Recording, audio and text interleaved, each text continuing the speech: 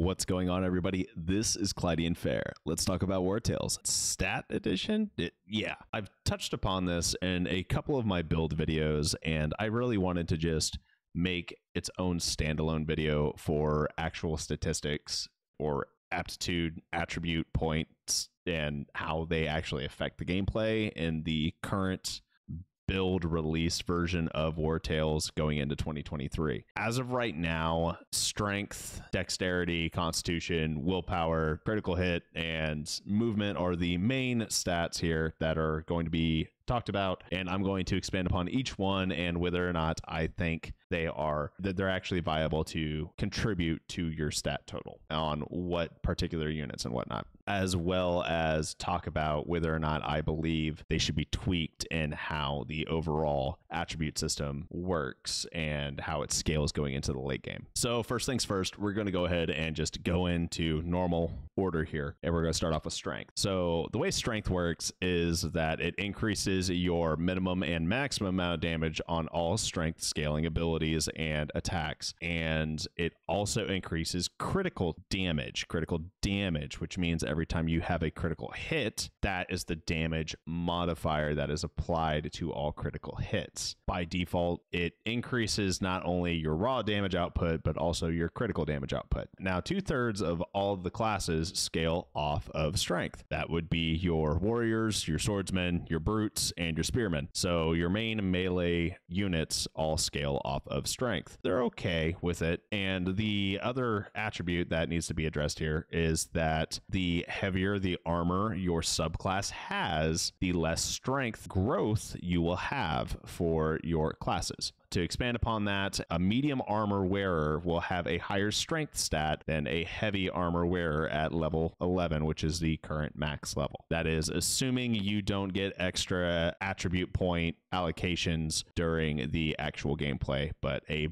base level 11 unit that is in medium armor will have higher strength than a base level 11 unit wearing heavy armor. To counteract that, a base level 11 unit in heavy armor will have more constitution. Overall, putting points into strength to increase your damage output is always a good option if you don't have anything else to input stats into. The major problem that I have with it is by the time you reach mid to late game, you're actually gaining more strength from your weapons than you ever will from level up or stat point allocations, especially once you get to late game. For a legendary weapon, you're looking at like an extra 60 strength or more just by equipping it. And a level 11 medium armor unit only has 28 strength points here. Assuming you only leveled up strength for 2 points using career plans for every single level from level 1 to level 11, so that's 10 level difference, you're only looking at 20 attribute points. So from 28 to 48 with a perfectly rolled strength build. And if you're looking at a perfectly rolled strength build with only 48 strength, this legendary weapon actually gives you not only more than what your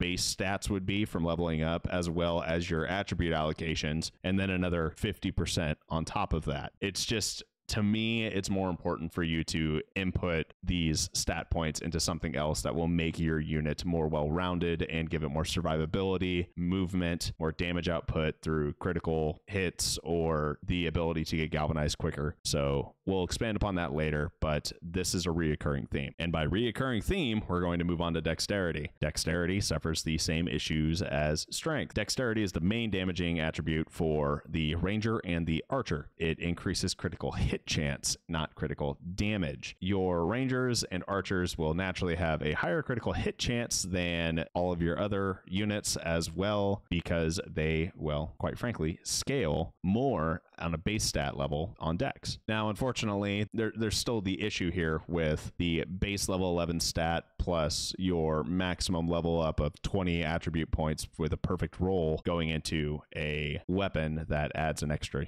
40, 60 plus attribute points at max level. It's worthwhile to invest in a dexterity. It's never a bad option, but there's just better options for it. That being said, there's really only light armor for dexterity users. So there's not really a heavy armor option for a ranger or an archer, or a medium armor option for a ranger or archer. So you don't really have to worry about any issues in that aspect. Moving on from dexterity, we've got constitution. Now, constitution is the major factor when it comes down to actual health pools, but depending on how you play the game, you may never actually reach the health pool in your own units because armor consistently grows as you level up and get higher level armor. So armor is already your bigger health pool. Combine that with guard and you're taking reduced damage while you have armor, and it just makes the health pool from the armor last longer. I personally never put any points into constitution. Even a spearman, which is only a medium armor user, ends up having over 50 constitution at level 11. Why would I input more points into constitution for this unit that doesn't really see that much frontline action? At least not with my personal playstyle. I would much rather put points into strength or critical hit or anything else really than into con. Now for a tank, honestly, I would put more points into strength and movement than constitution because my tanks have heavy armor and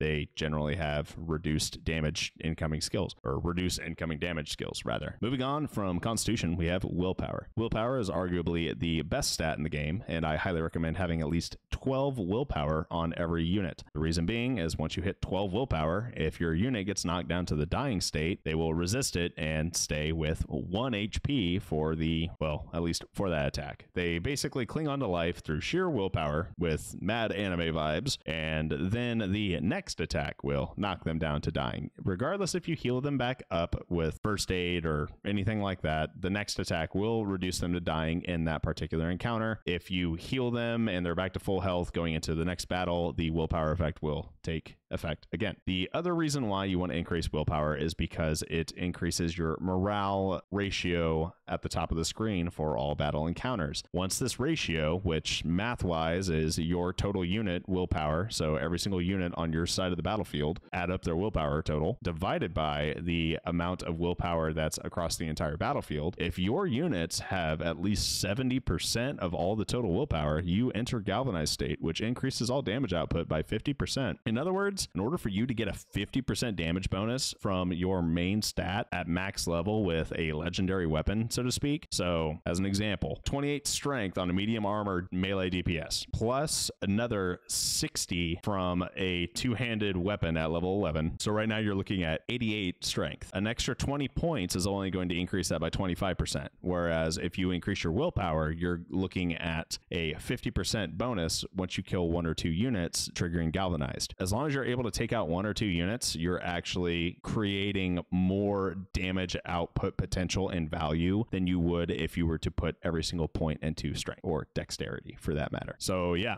bare minimum 12 points into willpower. Honestly, it's perfectly fine to throw more in there if you don't have any other good rolls. So take that for what it's worth. Moving on, we have critical hit. Now, critical hit, someone thought it was a great idea to make the secondary stat point for strength and dexterity, which is critical damage and critical hit chance, and combine them into their own stat pool. So now, instead of doing a fun little build where your ranger has a lot of strength to increase critical damage for its backstabs, why would I do that when I can just pump all the points into critical hit instead and increase not only critical hit chance but critical damage? You see where I'm going here? Basically, instead of increasing dexterity to increase your minimum and maximum damage, you can just put points into critical hit chance to increase all your critical damage and willpower, and you not only increase your damage output once you hit galvanized by a lot, but you have more critical chance and critical damage, so you just consistently do more damage with crits and your crit damage is increased. Moving on from critical hit chance, we've got movement. Movement is the bread and butter for any sort of strategy game of this caliber. Being able to move further means you're able to lock down the more troublesome units with your tanks. You are able to deal more damage with your melee DPS and actually reach enemies quicker and take out enemies before they're able to act. That's mostly due to the meta of the way Wartales currently works, where people want to defeat enemies before they're able to move, because removing the damage from coming out on the board entirely is better than just having a good tank to tank damage. Right now, the main meta is to actually just have glass cannons and wipe the entire enemy force in the first turn or two and just prevent damage from happening altogether, which in all reality is actually a pretty solid strategy. The easiest way to remove this is to simply remove the turn counter and don't show who goes next in the turn order. That would be it. Or implement an initiative system, which I could see a lot of people being upset about. So anyway, I highly recommend getting at least 14 movement on all units, which would mean 16 movement on your heavy armor users, because heavy armor reduces your movement by 2, and that would just give you a nice base movement speed to initiate most fights and be able to get a hold of those pesky units that are just further out. I personally pump up my movement to around 16 to 18 on most of my units because I really enjoy being able to outrun or catch basically any enemy unit out there. All of this being said though, guys, I highly recommend grabbing career plans as your very first knowledge point in the very beginning of the game. That way you can spend 10 influence to turn any 1 stat point level up to 2 stat point level ups. If you don't have career plans upon the beginning of the game and you have units that have leveled up, you can pick specializations and not spend any of your attribute level up points and wait until you have career plans to spend them to give you a better level up boost, if that makes sense, or wait for you to have more influence so you can actually utilize career plans. You can complete the game of Wartales with sub-optimized builds, and you can complete the game of Wartales with level 11 units that have never spent any level up points because their base stat growth basically makes up for everything, spare, you know, critical hit chance and movement. Anyway, guys, I hope you enjoyed this content and you actually got something out of it. I'm glad that I was able to do a full breakdown here of what each stat does and why I think it's worthwhile to invest points into it, but it's also not worthwhile to invest certain points into certain areas. And this will most likely become outdated in the future whenever new balancing patches come out for the game of Wartales, and Shiro Games addresses all these issues. But until then, take this with a grain of salt. Have all the fun you can out there. It's not a competitive game, so play the game the way you want to play it and just have fun, because that's what it's all about. I hope you enjoyed this video, and if you liked this content, would like to see more content such as this in the future, like the video, drop a comment, make that number go up. Until next time, have a good one.